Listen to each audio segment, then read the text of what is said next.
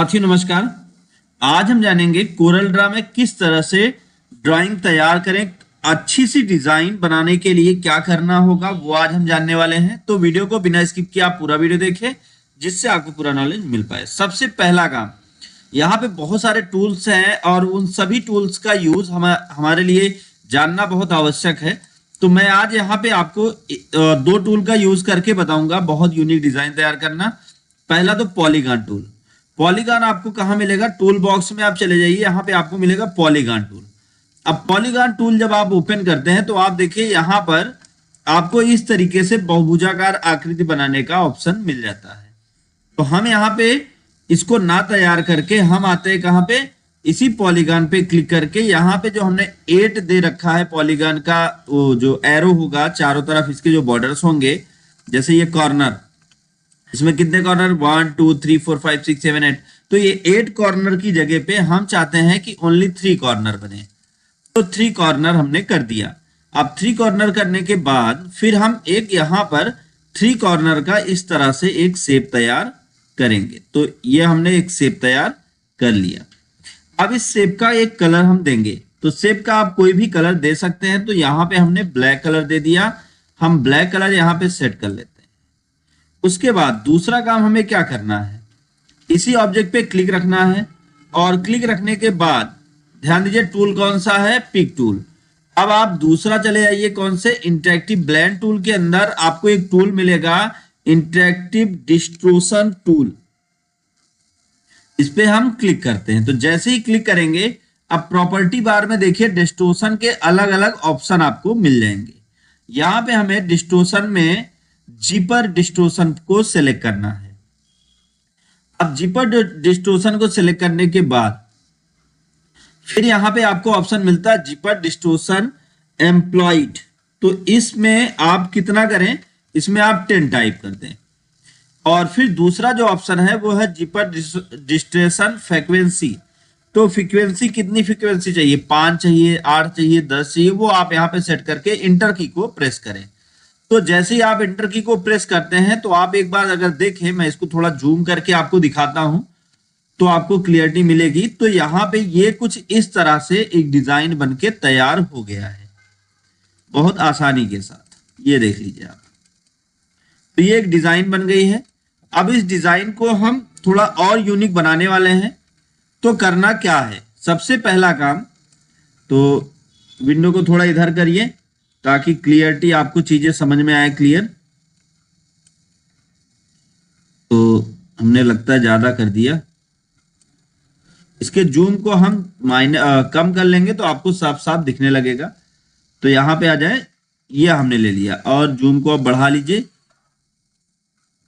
अब उसके बाद इसको आप जितना बड़ा या छोटा करना चाहें उतना बड़ा या छोटा अपने हिसाब से कर सकते हैं। करने के बाद फिर आपको क्या करना है, इस पर 1 टाइम क्लिक कर देना। जब आप 1 टाइम क्लिक करेंगे तो इस पे रोटेट बटन बन जाती है। अब इस बटन पे आइए और यहाँ पे इस बटन को बीचों बीच यहाँ नीचे की तरफ लाके छोड़ दीजिए।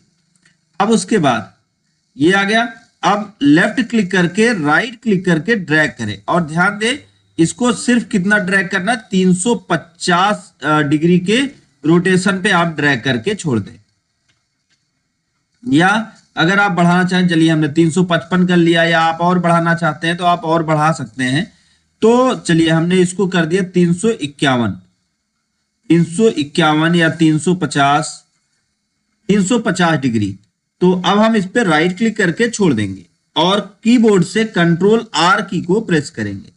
जब हम कंट्रोल आर की को प्रेस करेंगे तो हमारा ये जो ऑब्जेक्ट है कुछ इस तरह से ड्रॉ होगा। तो देखिए कंट्रोल आर की को प्रेस किया तो यहाँ पे आपका ऑब्जेक्ट कुछ इस तरह से ड्रॉ हो गया। अब उसके बाद आपको अगला काम क्या करना है, बहुत सिंपल सा है। अब इसके जूम को हम थोड़ा छोटा करते हैं और इस ऑब्जेक्ट को पूरा का पूरा सेलेक्ट कर लेते हैं। सेलेक्ट करने के बाद अब आ जाते हैं हम अरेंज मेनू के अंदर। यहां पे आपको एक ऑप्शन मिला कंबाइन।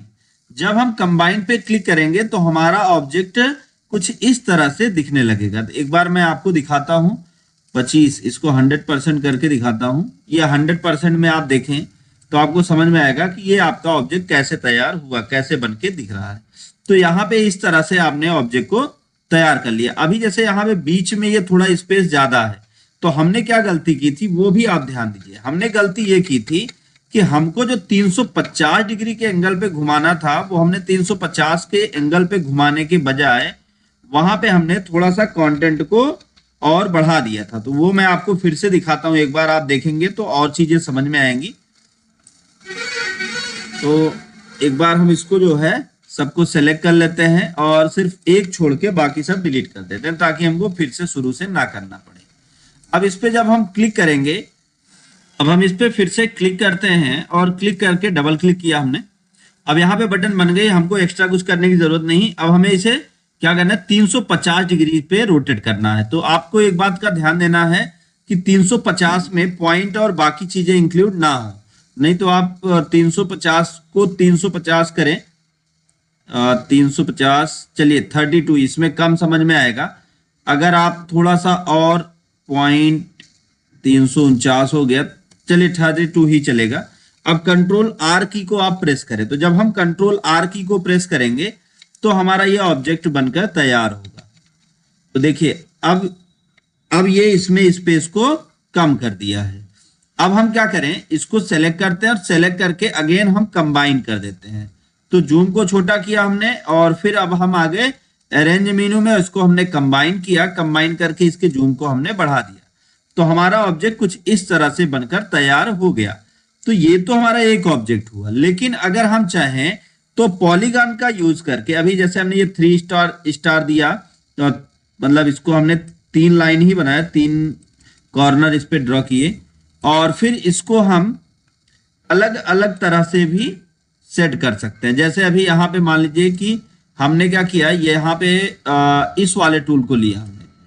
अब हम इस पे जैसे ही मान लीजिए यहाँ पे हमने 10 टाइप किया और इंटर कर दिया, तो ये हमारा ऑब्जेक्ट कुछ इस तरह से दिखेगा। इस पे थोड़ा कलर अप्लाई कर ले तो ये हमारा ऑब्जेक्ट कुछ इस तरह से दिखेगा।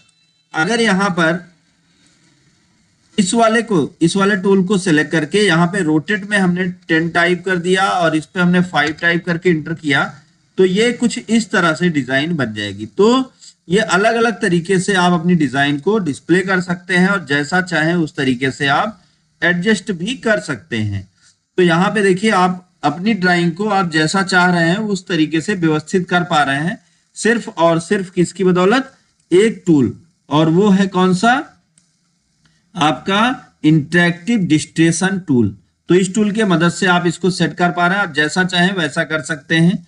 साथ साथ यहाँ पर आप इन बाकी टूल्स और बाकी लाइंस का भी यूज करके आप बहुत ही अच्छी ड्राइंग तैयार कर सकते हैं।